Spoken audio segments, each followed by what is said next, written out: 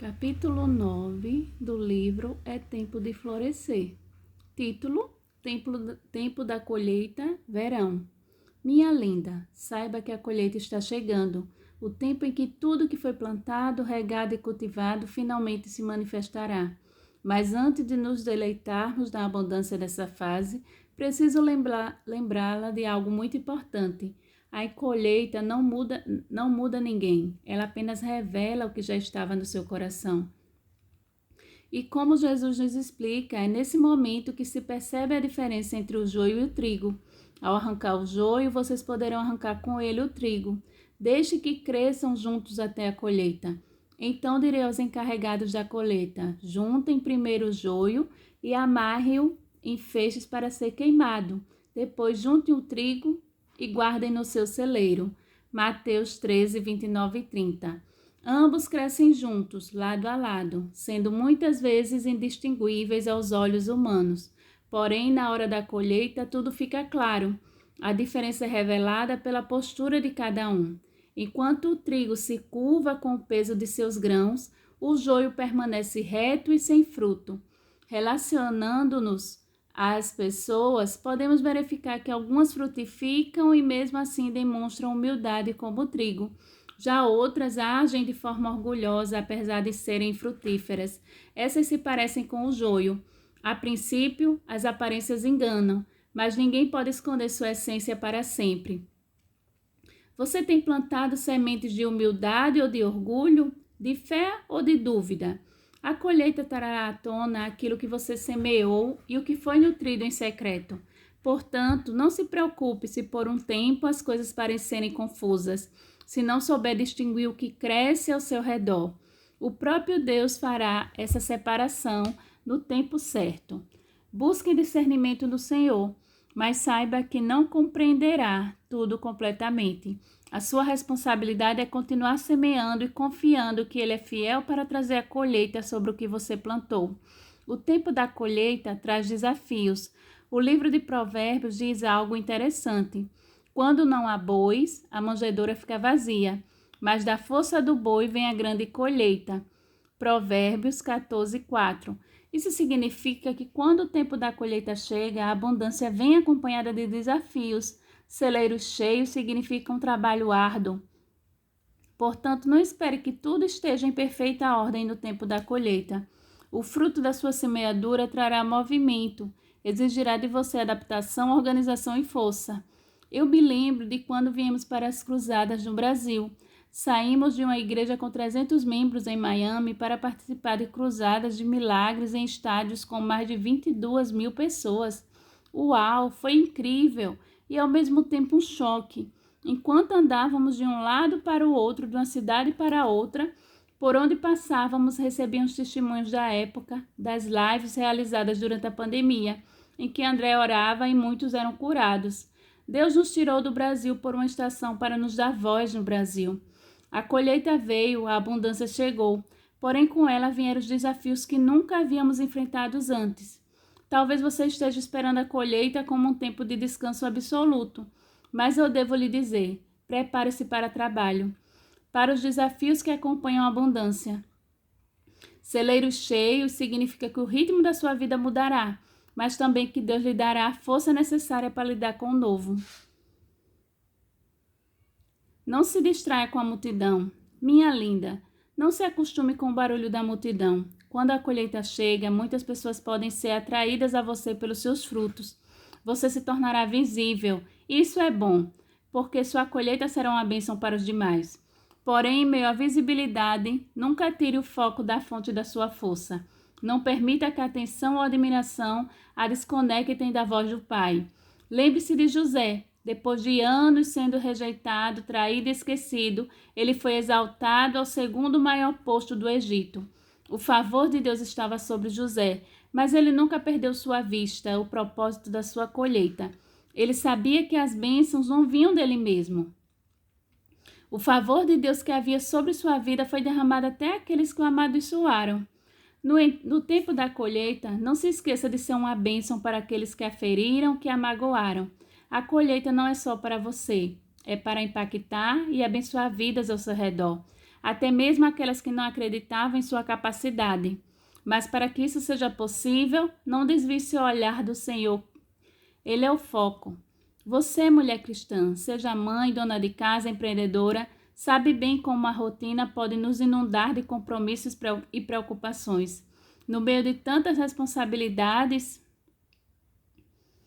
muitas vezes desviamos a nossa atenção do que realmente importa, o propósito de Deus. O tempo da colheita é repleto de bênçãos, mas exige vigilância. Por isso, quero tratar sobre 9 distrações e como vencer cada uma delas com a graça do Senhor, para que você alcance plenamente tudo o que Ele tem para a sua vida. Primeiro, comparação. Talvez uma das distrações mais comuns e destrutivas que enfrentamos seja a comparação. Você olha para as outras mulheres, talvez empreendedoras, bem-sucedidas, mães que parecem perfeitas nas redes sociais ou até colegas de ministério, e começa a pensar: por que não estou onde elas estão? O que é de errado comigo? Isso drena sua energia, rapita sua alegria e leva a esquecer que Deus tem um plano específico para você. A comparação nos faz perder o foco. Ela nos rouba do nosso propósito e da nossa real intimidade. Em vez de olharmos para o nosso caminho e para o que Deus nos chamou a fazer, tentamos seguir o roteiro de outra pessoa, mas a verdade é que cada uma de nós está em sua jornada única. Sua colheita será diferente da colheita de outra mulher, porque as sementes que você plantou também são distintas. Não permita que a comparação a distraia. Lembre-se de Gálatas 6:4. Cada um examine os próprios atos e então poderá ter orgulho de si mesmo, nem se comparar com ninguém. Desafio diário. Pare de seguir aquelas contas de redes sociais que a levam a se sentir inferior. Dedique alguns minutos do seu dia para refletir e agradecer por quem você é em Cristo e por tudo que já conquistou. Segundo, procrastinação. Quantas vezes você já adiou algo importante? Seja aquela ideia de negócio que Deus lhe deu, uma simples tarefa de casa, ou até mesmo aquele tempo de oração que foi deixado para mais tarde. A procrastinação é uma distração silenciosa, mas muito poderosa. Ela impede você de agir quando Deus a está chamando para se mover. No tempo da colheita, não há espaço para procrastinação. Deus lhe deu uma missão e exige ação imediata. Provérbios 6, do 6 ao 8, nos dá o exemplo da formiga, que trabalha diligentemente durante a colheita para garantir seu sustento no futuro.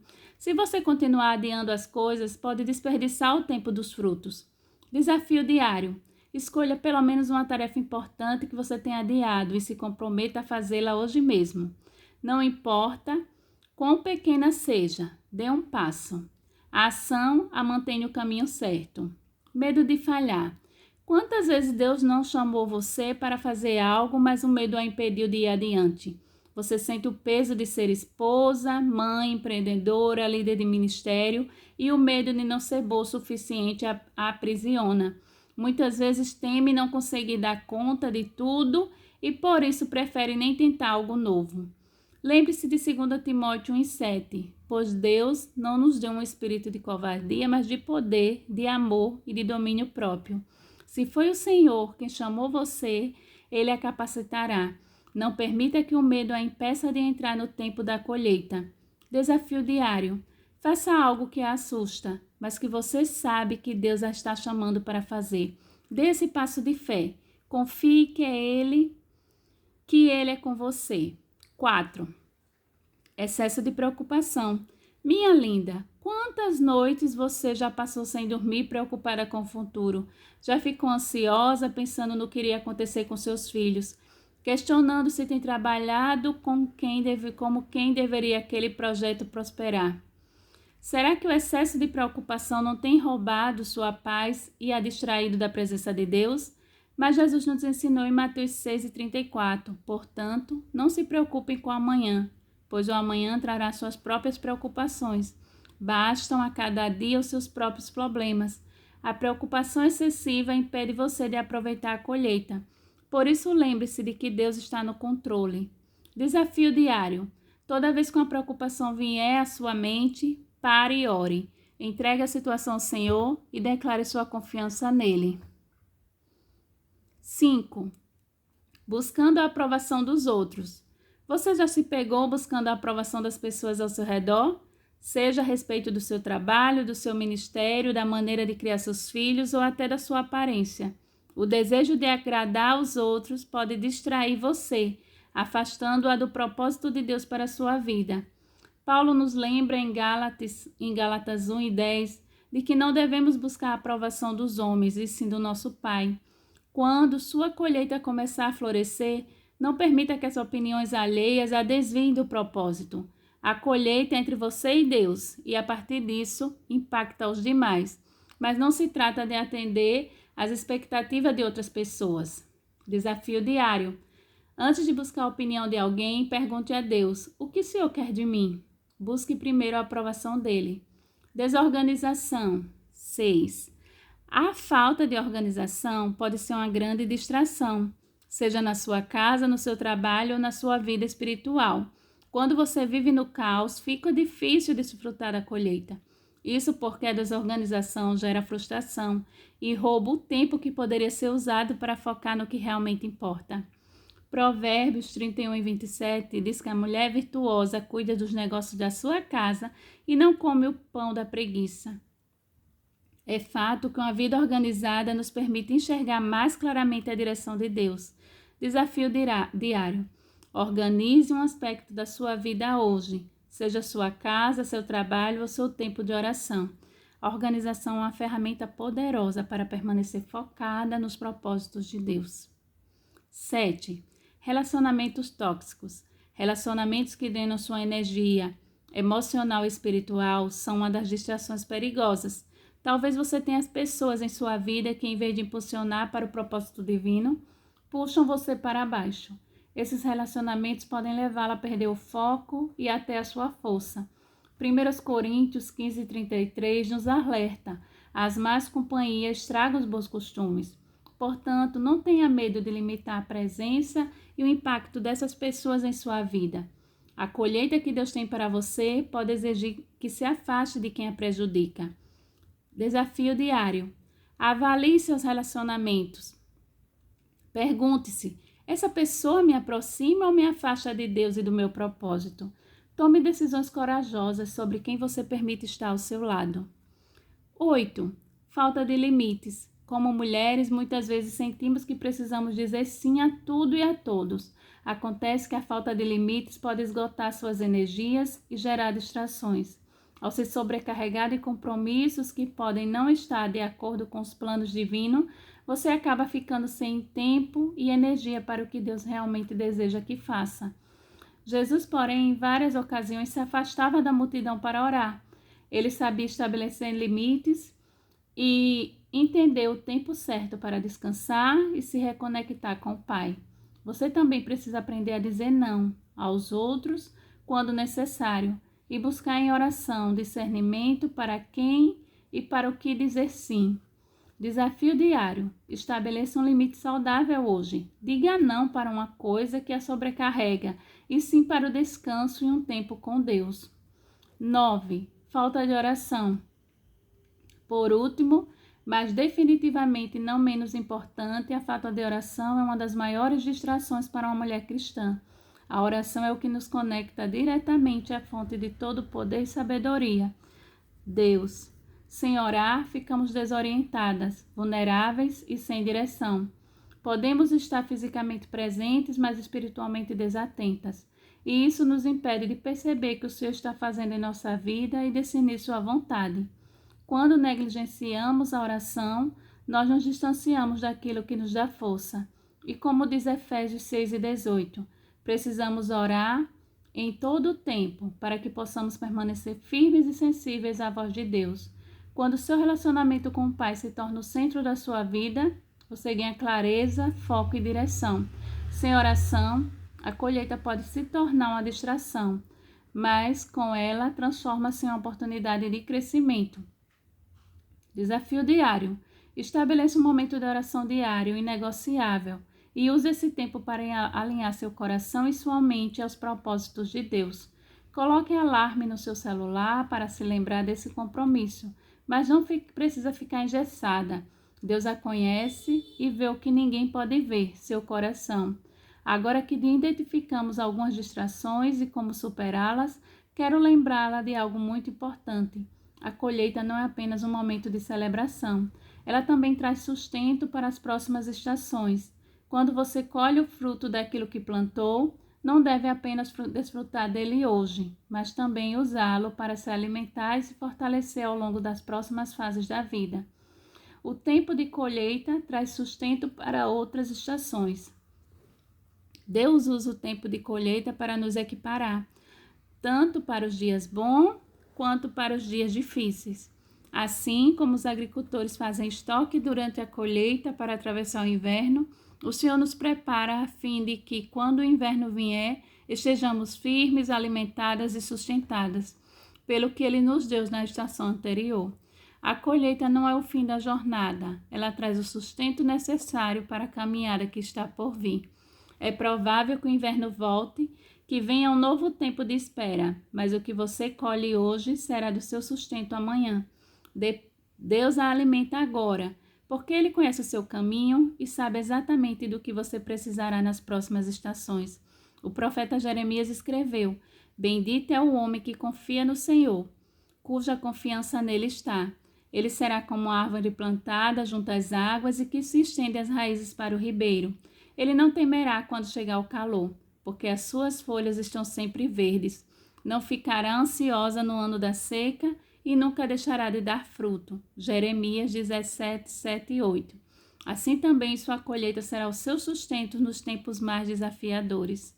Sua colheita gera sombra para outros.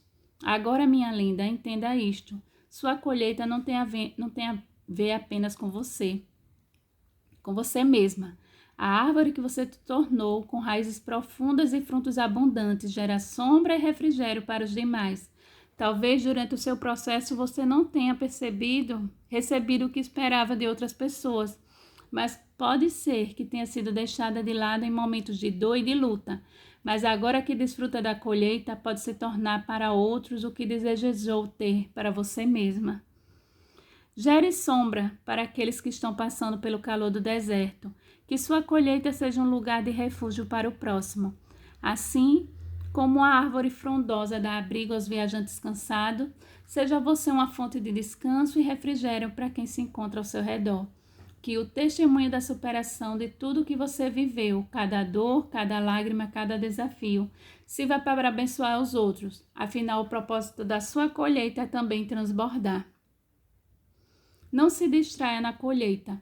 Continue focada no propósito. O tempo da colheita é um tempo de alegria, mas também é tempo de propósito. Não se distraia. O que Deus lhe deu não é só para ser admirado, é para ser usado para a glória dele. A colheita é um chamado para a ação. Quando vemos a história de José, aprendemos que o favor do Senhor não está sobre nós por acaso. Ele a abençoou para que você derrame bênção sobre outros, até sobre aqueles que a feriram. A colheita traz grandes responsabilidades. Por isso pergunto, o que você fará com tudo o que Deus derramou sobre sua vida? Como usará os frutos da sua semeadura? Lembre-se, o propósito do favor é abençoar, é curar, é restaurar. Amém? Próxima semana, o nosso último capítulo.